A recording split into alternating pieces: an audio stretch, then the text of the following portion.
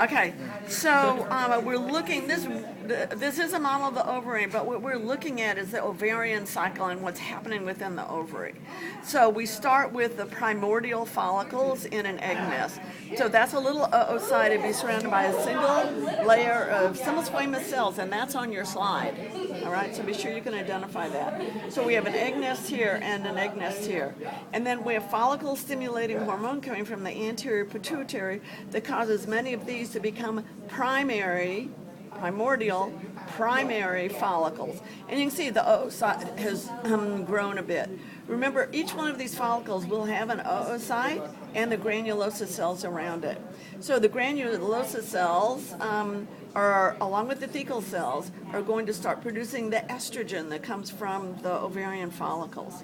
And this is a primary follicle that now it's disintegrating because it's undergoing what's called atresia. So many of these develop, and then a few of them develop into a secondary follicle.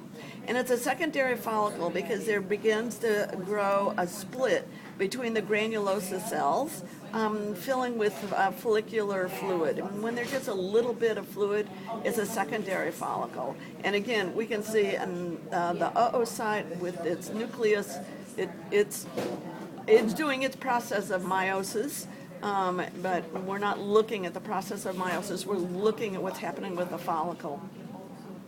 This grows, we're sort of missing a stage, so this grows into a very large tertiary follicle with lots of follicular fluid forming what's called the antrum.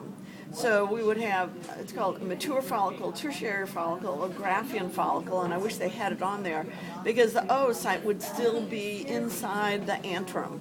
And it would be surrounded by some more of the granulosa cells that are now called the corona radiata. And that oocyte will actually break loose and be within the follicular fluid.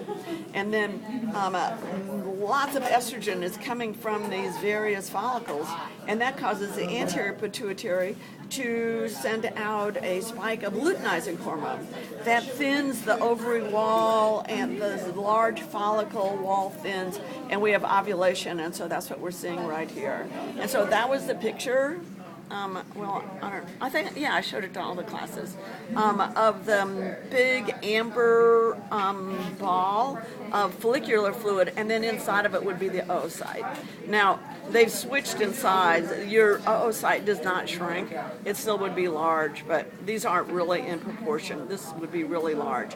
So this is the mature follicle at ovulation, and the remaining granulosa cells that you see left in here would then start taking in the fluids and the fat and the blood that's in the fluid around the ovary, and this is at the end of ovulation, so this is where the mature follicle is beginning to turn into a corpus luteum.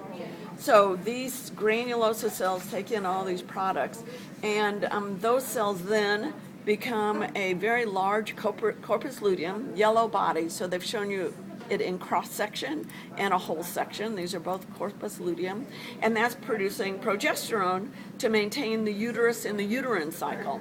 Then after about 12, 13 days, if there's no signal that there's a placenta developing, that there's an implantation, then this starts disintegrating and becoming a corpus albicans, a white body. So there's the whole one, and there's the cross-section of it. Now it's white rather than yellow.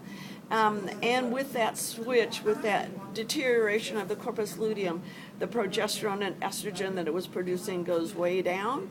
That causes the anterior pituitary to produce more follicle-stimulating hormone and start another group of primordial follicles becoming primary follicles.